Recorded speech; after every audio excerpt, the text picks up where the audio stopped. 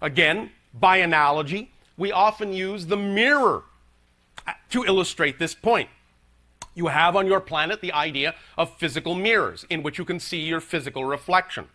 Physical reality is literally the very same idea. It's only a reflection, just like your reflection in the mirror. Now, if you're looking into a mirror and you see the reflection on your face frowning, you don't go over to the mirror and try to stretch the reflection into a smile. You understand that would be pointless. You understand the only way to see the reflection smile is for you to smile first. Then the reflection has no choice but to reflect that back to you. But what you have, because of your, shall we say, experience with limitation, come to believe, is that you have to change the outer reality first before you're willing to be happy in your inner reality. If you understand that your outer reality only takes its cue from you, then the choice to simply be who you prefer to be first is what will allow the outer reality reflection to reflect that back to you. But again, don't base it on the idea of what you see happening in the outer reality. Base it on the idea of how you respond to the reality, even if it looks the same. Because that's what lets you know you've really changed. Not gauging it on the idea of, well, I thought I was more spiritual than this. Why is this still happening in my life? This doesn't look like anything I wanted in my spiritual reality. But you must understand that all things are fundamentally neutral. No thing actually has built-in meaning. In fact, one of the greatest gifts that creation has given to all beings in creation, and don't take this in a negative way, because I don't mean it that way, is that life is meaningless. Absolutely meaningless. And what we mean by that is that nothing has built-in meaning. Everything is fundamentally neutral. Every situation, every circumstance is just a neutral prop. You have free will to assign meaning to life. You give life meaning. And when you give life a certain meaning, that's the effect you will get from that circumstance. Whatever meaning you put into something is the effect you will extract from something. So positive meaning in, positive effect out. Negative meaning in, negative effect out. This is just physics. That's all it is. It starts out neutral, but because of the way your civilization has been structured, you have been brought up to believe that certain things automatically mean certain things. And by having that automatic subconscious application, you don't even know you're doing it. You don't even know you're assigning meaning to things when they happen. You get certain effects and then sit there and scratch your heads and wonder why that happened. Why did you get that? Why do you feel this way? Why do you feel that way? It's all because of the definitions and belief systems you've been brought up to believe are true. And by assigning those meanings to all the situations in your life, you get a certain reflection. You get a certain kind of feedback, vibrationally. So, now is the age upon your planet where you're beginning to wake up to the understanding that you are creating your experience of reality, and that you are beginning to recognize that the way you do that is actually through your definitions of reality, your belief systems of reality. And getting in touch with what those definitions are and getting in touch with what those belief systems are is what will allow you to truly experience the changes you say you wish to make. Now, again, the idea is that when you truly have changed, it's not about whether the outer reality looks different, because every situation can actually serve double duty. It's about how you respond differently to that will really then allow your reality the best opportunity to reflect to you what it is you prefer, in effect, in energy, in your life. So the idea is not to gauge what's going on in you by what's going on out there in terms of your success, your barometer of success, but to simply choose what you prefer, what state you prefer to be in, and understand that if you apply that point of view to everything that is happening in your life, no matter then what anyone else's intention in those situations might be, the only effect you will get out of your life is a positive one if you've only applied a positive meaning to that situation. That's your ability, your free will to determine utterly and completely. The universe cannot contradict you. When you believe in something, the universe completely supports you.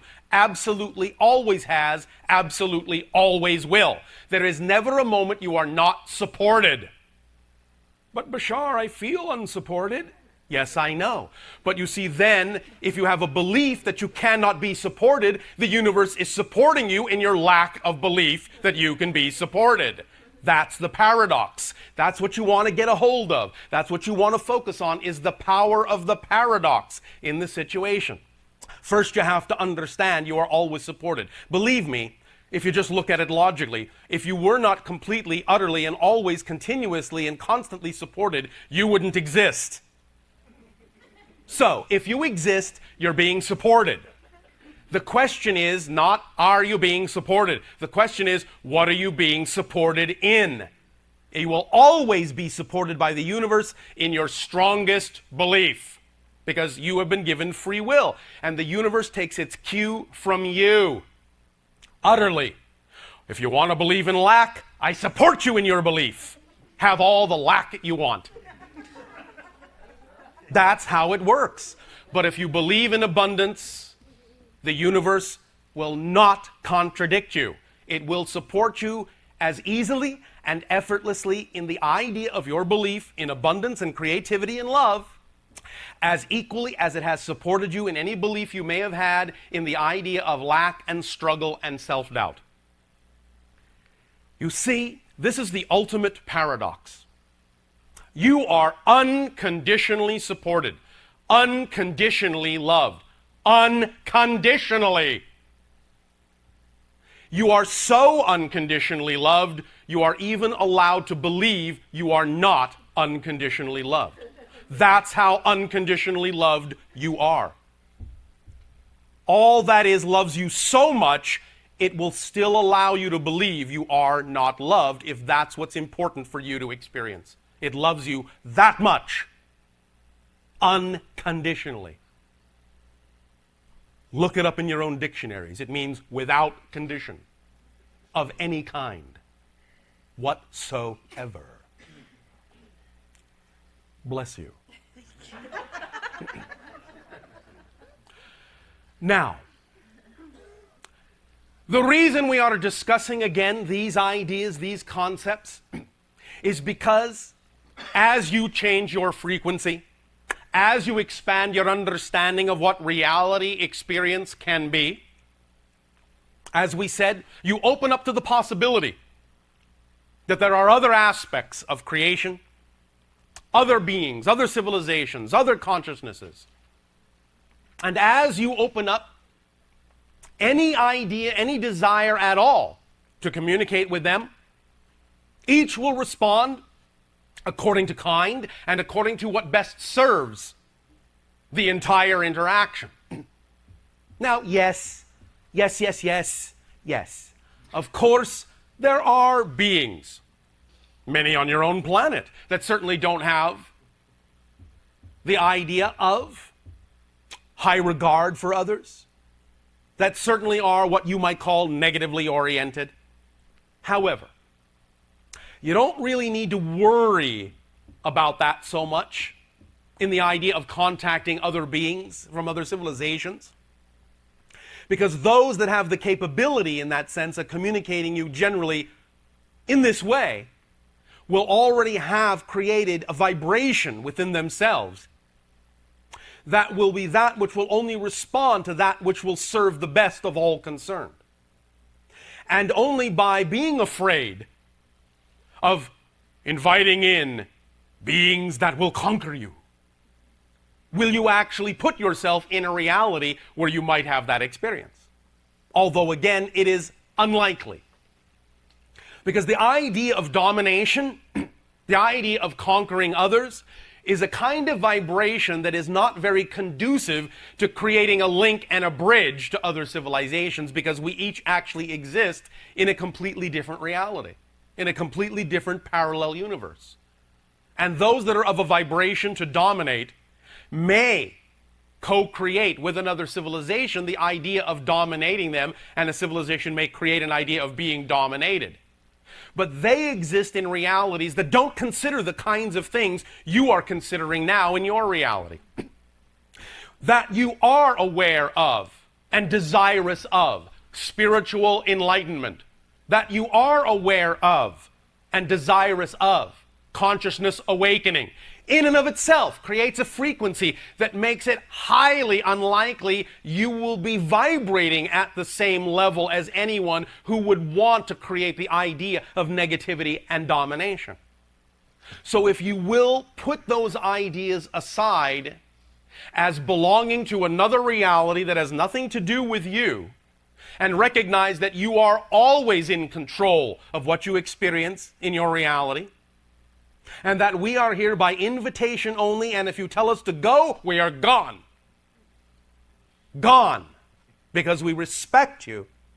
Then, the idea is you can relax into the understanding that anything you will attract that will help you in the direction of the expansion of your awareness will always bring with it only things that are part and parcel to the definition of that idea, and cannot bring with them things that are not of the same frequency. You cannot experience something you are not the frequency of, and vice versa.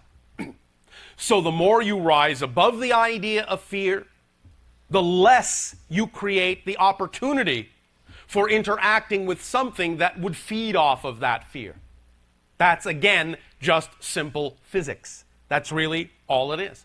Making a determination as to who you are, who you prefer to be, what state you prefer to exist in, and then simply recognizing the things that are germane to that state. They just go hand in hand. You cannot experience what you are not the vibration of. It's as simple as that. But if you contain the vibration of doubt, if you contain the vibration of fear, those are the things you allow yourself to experience in your reality. It's, again, as simple as that. But you are beginning to become more aware of this, and all of the different ways in which you are reminding yourself of this through all the different techniques, through all the different kinds of information being delivered to your planet now from all sorts of different levels, including yourself, to yourself, then you will begin to understand more and more every day that you are, in that sense, forming alliances with aspects of your consciousness that already have alliances with other beings. And that as you move into becoming more and more of your core, true, essential, natural self, that core, true, essential, natural self operates on a frequency level that by definition is already part and parcel of a kind of reality that is what you say you prefer to have on Earth. And that by simply being more of yourself, you will bring that vibration down to Earth and manifest that idea more and more every way, every day that you take action in the direction of what you say you prefer. Because you are physical beings, it requires more than just thought. It requires more than just desire. It requires more than just wishing. It requires action. It requires behavior that is harmonious and aligned with your beliefs, so that you create a circuit, complete a circuit, and ground the circuit to bring the energy all the way down to Earth and let it flow through you creatively in whatever way, shape, or form you deem is most appropriate for the being you deem yourself to be. This is why we say it's so important, and why you've heard from so many different sources in your New Age movement, that it's so important to follow your bliss, follow your passion, follow your excitement. You hear this all the time now in your society, but many of you still don't know why that's important. Not really, not mechanically. It's important because the vibration itself, the feeling itself, the sensation itself in your body that you call, that you recognize as excitement, bliss, and passion, that vibration is your physical body's translation of the frequency of your true, essential, core, natural self. So anything, any situation, any circumstance that contains that energy, that, shall we say, solicits that energy, that inspires that energy in you, It's a marker, it's a sign that that situation at that moment, that thing, that expression at that moment is most harmoniously aligned and most representative of your true, natural, core, essential being, and that the willingness to act on it completes the circuit, grounds the circuit, and allows for manifestation of all the things that are germane to that vibration in your reality that are capable of being manifested. Again, it's simple physics. As above, so below. That's all you're doing. You yourselves are the valves, the conduits.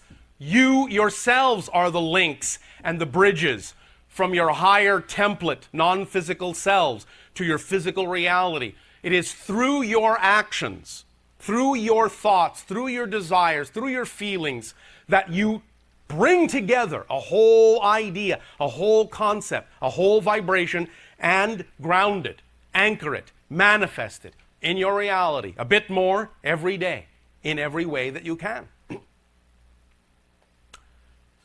Does that make sense to you all? Yes. All right. Now,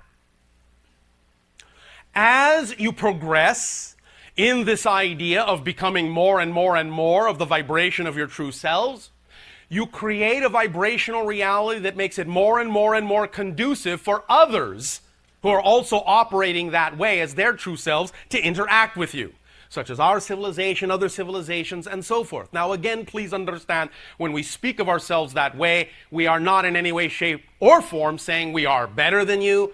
We are not judging you. You are perfect as you are. We are equal to each other. We are simply different. But the similarities we have are where we form the links and where we form the bridges to allow us to co-create together a new reality in which we can together interact and generate new experiences, new exciting ideas that heretofore we didn't even imagine could be generated, could be experienced. We are more than happy to share with you the things that give us joy, the things that give us excitement, the ideas, techniques that work for us that we know can work for you to create the reality you prefer if you wish to use them. But you don't have to use them. Again, we are imposing nothing on you. We are just sharing what has worked for us. If you want to use them, we guarantee that if you do use them, you will get an effect. If you don't want to use them, we guarantee you will get an effect. One way or the other, it will be the effect that's appropriate and right for you. And that's the most important thing. As we co-create a new reality together, it must be a reality that is the best for all concerned. Otherwise, there's no point for us in it, nor for you, really. So, as you become more of yourselves, and as we share with you ideas that might assist you in becoming more of yourselves, that process in and of itself will enhance, increase, and accelerate the likelihood of contact in other ways between your civilization and ours and other civilizations within our association of worlds and other beings and other civilizations yet to be discovered. That is really what contact is all about. It is the enhancement in a relationship with each other, of each other, by each other, for each other, to allow both to become more than they were before, more than the sum of the collective parts. And in that sense, add a new experience, so to speak, within all that is, so it experiences itself in yet again a new way, on a new level, from a new perspective. Yes, we understand the paradox that even though everything already exists, you can actually still have a new experience. But again, that's the power of creation itself. That's the power of paradox, and why we often recommend that you find it, that you look for it, that you seek out in any given situation the paradoxical elements. Because when you see the paradoxical elements in any given idea or concept, when you can see both sides, that means you're standing squarely in the center from which both ideas issue, and that means somewhere in the middle, in you, in your consciousness, that is where both of those seemingly contradictory ideas are actually the same one idea, just seen from different points of view. And that's when you truly know you are gathered together in the center of your being. When you're dealing with paradox in your life, you are truly blessed. For you're really standing at the crux of creation, right in the center of the crucible of manifestation, and you can learn to use paradox to your advantage. And we would recommend and suggest highly that you do so. Also, the understanding that as you begin to dissolve your concepts of space and time, you will also experience another kind of phenomenology in your life more and more, and that is something you have labeled synchronicity. Coincidence. Oh, that's just an accidental coincidence. There are no accidents. There are no accidents. Yes, there is randomness, but there are no accidents. There is orchestration on every level. And when you begin to experience either positive or negative synchronicity, as you may define it, the idea is that that shows you, it's a reflection, that shows you everything is connected. And depending upon the kind of vibration you are putting into it, will determine the kind of synchronicity that you get. Synchronicity, in that sense, is your way physically of interpreting the concept that everything is one, that everything is here, that everything is now. It's just being manifested in a kind of a space-time way, where you recognize the coming together of things in a meaningful way that illustrates and reflects to you the meaning you have put into those particular props, those particular symbols. And it's being reflected back to you to show you this is what you're in alignment with. This is how good a manifester you are. This is how quickly you can manifest your awareness and experience of your connection to all that is and all the things in your life. Synchronicity is another symptom, if you wish, of expanding awareness. Another symptom, if you wish, of expanding awareness is to actually become more aware of the dark and the negative as well as the positive. Because again, remember, expansion and ascension is the product of integration, not segregation.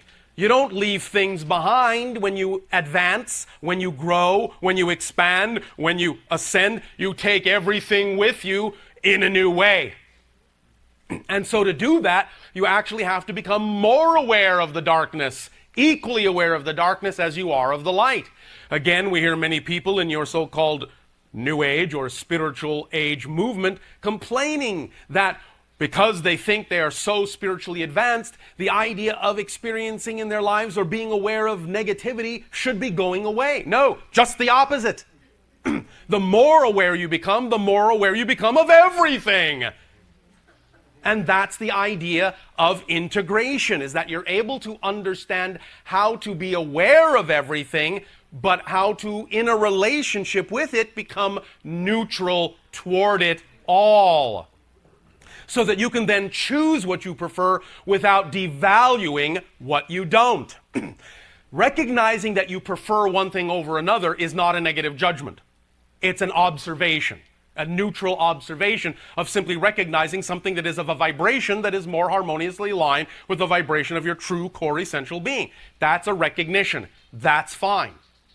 But by judging something to be of lesser value than another thing as a choice is where you actually put the spin on it that actually amplifies the negative energy you say you want to move away from. You actually attract yourself toward it when you judge it. That's actually the meaning of the phrase in your Bible, judge not, lest ye be judged. It doesn't mean you're being judged from outside. It means that as you negatively judge a thing, as you devalue it, you take yourself to the level of the vibration that you are devaluing. Because again, remember, you cannot perceive what you are not the vibration of. And if you are perceiving something as valueless, you have to be in a state of valuelessness in order to experience that feeling about that thing. So you have to be devaluing yourself and put yourself on the same level to call something else as having no value. So when you recognize that that is not the state you prefer to be in, you will unconditionally love all the choices that are available, recognizing them as choices, for that's all they are. All that is does not devalue them. All that is contains darkness and light. It knows that. And it knows that that is part and parcel of being all that is. If you didn't have the darkness, it wouldn't be all that is. It would only be half of what could be. And that's all it would be. But because it is all that is, it contains all that it can, and appreciates and cherishes and supports every single aspect of it. So the idea is to simply recognize that they're all valid choices, and to simply then choose what you prefer without devaluing a choice that you no longer prefer. That's all you have to do, to expand yourself and expand your awareness and create the sensation of ascension and expansion in your lives. Now, again, the idea, the trick, if you will, is how to put what you call the proper spin on these things, which means how to define everything in your life in a way that is harmonious with who you prefer to be. Many times we have shared with you our definitions of things and illustrated how diametrically opposed they are to the definitions that you have harbored about certain things in your reality that generate the kinds of experiences you have. But it is all about how you define a thing that allows you to determine how to experience that thing. So again, for example, in the idea that yes, we all recognize, as we said at the beginning of this transmission, that you and your planet have chosen to come up through vast amounts of experiential limitation, vast amounts of what you would call dark energy or negative energy. All well and good. And we've talked about the idea of recognizing that the choice to do that is actually an illustration of how strong you are as a spirit. So that's one positive way to look at it. But also, you can look at it this way. The idea now is that many of you may be saying, well, we're seeing now in this so-called new age of awareness, even more and more negative things coming up, more and more violence on the planet, more and more dichotomy and polarity on the planet. Yes. Because you're at the end of the age of the cycle of limitation, you don't have much time left in which to experience those things. You have to hurry up and get them all out on the table, get them out of your system, bring everything up to the surface so it's all transparent, so you can clearly see exactly what everyone believes, positive and negative, and make a determination for yourself what you want to choose. Nothing hidden any longer. Nothing hidden at all. The people that hate you and say so. And try to kill you. And say they enjoy doing it. And now you have an opportunity to simply recognize they have made a choice based on their beliefs, based on their definitions, and you can allow yourself to give value to the fact that their soul is learning from that experience, or will at some point learn from that experience. And you can simply recognize now it as a vibration that may not be your preference, and that can aid and assist you in making determinations as to how to relate to your world in a different way and change yourselves in such a manner that will really, truly allow you to experience a different world. And here's the secret. It's not because the way you change will change others around you. It's because there are, and here it comes, pay attention, already existing an infinite number of parallel Earths, each of a different vibration, representative of a different reality. And the vibration you change to will determine which Earth you experience that already contains the people that are already germane to that vibration. The people around you may seem to change, but that's an illusion of continuity, or they may not seem to change. The point is that eventually you will no longer interact with them, no longer experience them. You will wonder where they went. They may take themselves out in a variety of ways. They may do so by appearing to die. They may do so by simply disappearing from your life, and you never really know what happened to them. But the point is that eventually you will recognize that what you've done by changing yourself is you've simply shifted your consciousness to a parallel reality where those vibrations no longer can exist. You haven't changed them. And if you're still interacting with versions of them, that's what you're interacting with. You're interacting not with a changed person, you're interacting with a version of that person that already existed in that reality, that's germane to that reality. All these parallel realities already exist. Changing your world is not actually changing your world. It's leaving one world for another. Shifting your frequency to a different program that's already running on your giant TV of the universe. That's what it is, and that's why it is said, if you want to change anything in your world, all you have to actually do is change yourself. You will take yourself to a world where that change can be reflected to you, because that change already exists naturally in that world. And thus then the idea of giving positive meaning to your experience will allow you to extract a positive effect and a positive experience for yourself. Remember, we said the only thing that's real is experience. That's it. Everything else in that sense is simply a symbol, a reflection of experience. The only thing that's real is experience. Physical reality is not real empirically unto itself. There is no out there. There is no out there. That's the illusion. It's all here. It's all now. All of it. Every bit. Another analogy we have used with regard to the idea of the darkness, the experience of the darkness you have created on your planet, to give it a positive spin, is what we have called the rubber band analogy. And the way we explain that is just as you have on your planet the idea of a rubber band, and you know that if you take a rubber band and pull it back and let it go, it shoots off in another direction, the opposite direction. The idea of the degree to which you have chosen to experience limitation and darkness on your planet is actually a beautiful thing, because the degree to which you experience the darkness is the degree to which you will also experience the light.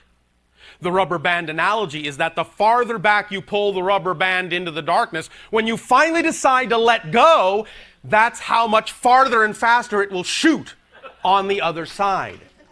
Because you're giving it all that momentum, all that energy, by pulling it so far back into the darkness.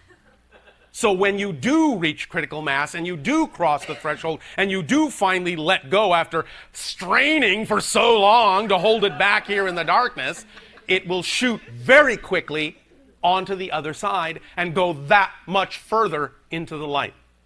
And that's why your planet is so fascinating to so many beings, is because, well, I'll just put it this way in your lingo. You're where it's all happening. It's a very exciting world. You're going through a very exciting transformation. And you are allowing us, and we thank you, to go along for the ride and learn from you. Believe me,